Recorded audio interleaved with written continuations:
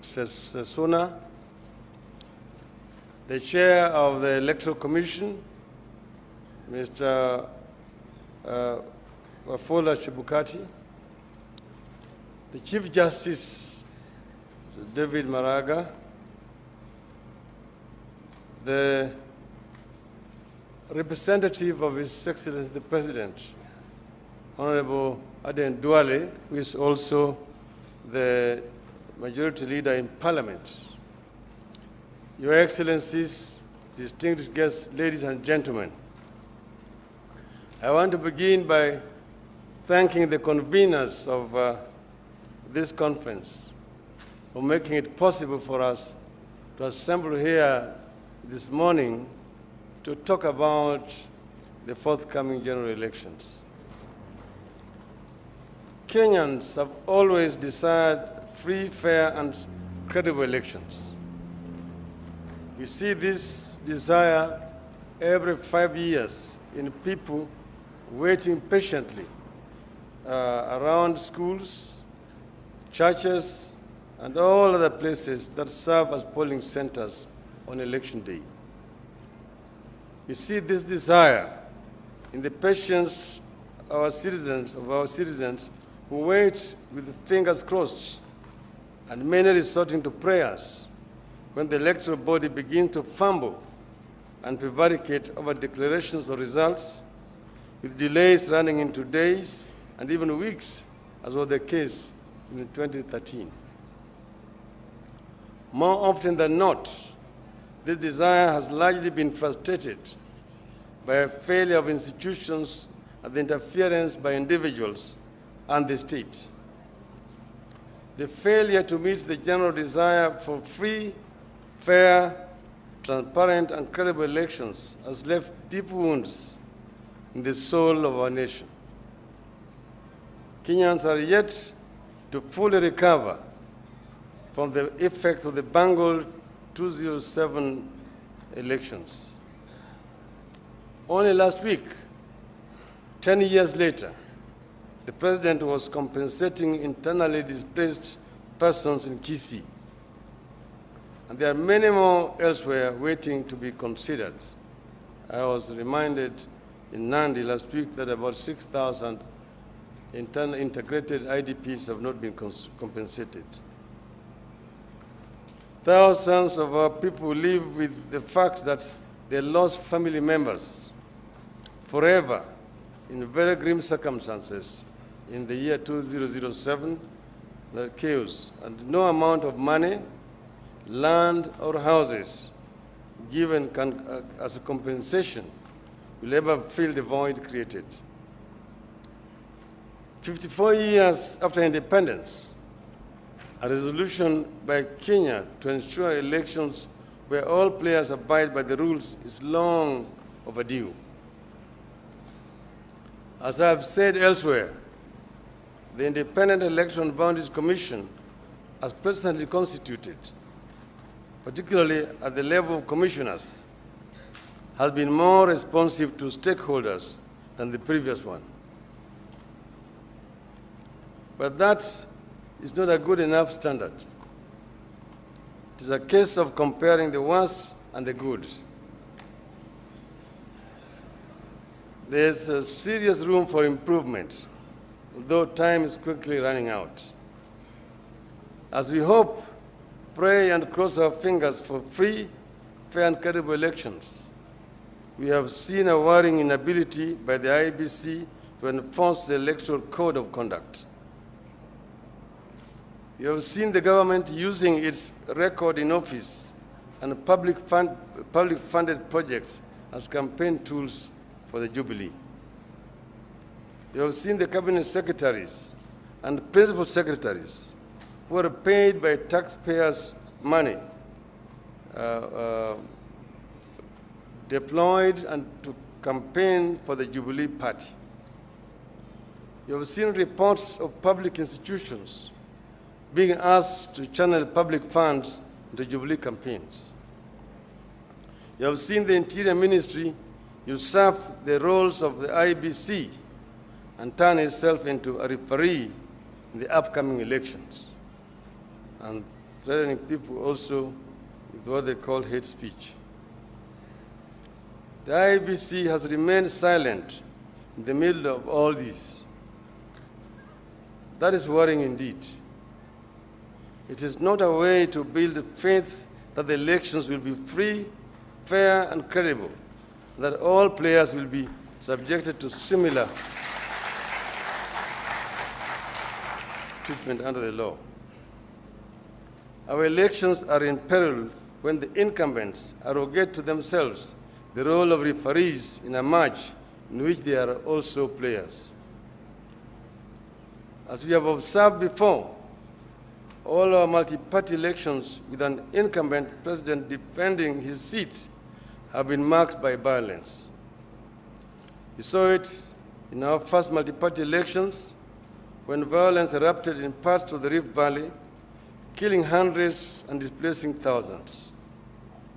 We saw it in 1997 in Bombolulu attacks in the coast. We saw it in the 2007 when the entire country erupted in an orgy of violence that took Kenya to the precipice. In all these instances, the incumbents were determined to subvert the will of the people and to use state resources to frustrate and perpetuate themselves in power against the popular will. But the pattern begins with the electoral body allowing incumbents to usurp its role and turn themselves into referees in matches they are playing in. This pattern has begun again. The Iebc must nip it in the bud now before it leads us to the abyss in August. Credible elections are about processes. They are about registration of voters, access to polling stations, casting and counting of ballots, and declaration of results. All these processes need to be credible, trustworthy, consultative, and inclusive. In this election, the concerns of the opposition have been ignored in one of the most critical aspects of these stages, and that is the printing of ballot papers. We are also deeply concerned about the determination of the Iebc to change the law regarding declaration of presidential results. We recognize that the courts are currently seized of this matter, and we trust that justice will be done. As a law-abiding citizens, we went to court to quash the decision of the Iebc to award the tender for the supply and delivery of ballot papers for elections, election result declaration forms, and poll registers to Al Ghurair Printing and Publishing Company Limited of Dubai. We raised several grounds, among them the fact that the Iebc had acted unlawfully and illegally and in contravention of the Election Laws Amendment Act 2016, with particular regard to the integrated electronic electoral system that enables the biometric voter registration, electronic voter identification, and electronic transmission of results. We said that the poll registers ordered by the Iebc would not satisfy the conditions needed for the edit of the register to verify the accuracy thereof, updating the register, and for the verification of biometric data, and eventually for the publication of the register of voters online. We said the specification of result declaration forms as awarded was not in conformity with the prescribed form of tabulated results of an election for the president from a polling station to the constituency tallying center and to the national tallying center as envisaged and contemplated by our revised election laws. In February this year, the High Court ruled in our favor and held that the tender had failed to comply with the election laws. The court said it was unreasonable for the Iebc to proceed with the award of tender without taking into account the new regulations. 3 days ago, the Iebc ignored our concerns and the findings of the court and re-awarded the tender to Al Ghurair Printing and Publishing Company. This development is ill-advised and unfortunate. It casts a dark shadow which could have been avoided over the credibility of the August elections. There appears to have been a clear determination by the Iebc to award this tender to the Dubai-based firm no matter what. In our court case, we said the Iebc had acted in bad faith in awarding the contract to Al Ghurair. The award confirms this bad faith. It would appear that the decisions to award the contract to the Dubai firm was arrived at years ago, and all that has gone on these recent months were mere motions. Information currently in our possession indicates that the firm has long had contact with senior Jubilee officials for at least 3 years.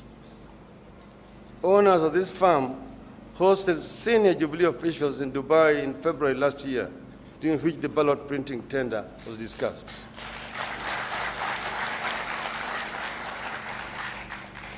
Officials of the firm were in Kenya in October 2016 as head of the business delegation brought by the Dubai Chamber of Commerce, during which trip they held further talks on this contract with the Jubilee officials.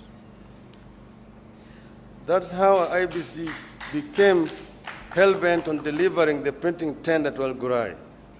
The opposition was never involved in these improper contracts. Full disclosure would also reveal that this firm has local franchise holders who hold non-partisan political positions in the contest ahead. All these have never been disclosed. As NASA, our stand remains that the involvement of this firm in these elections bodes ill and compromises credibility of the upcoming elections.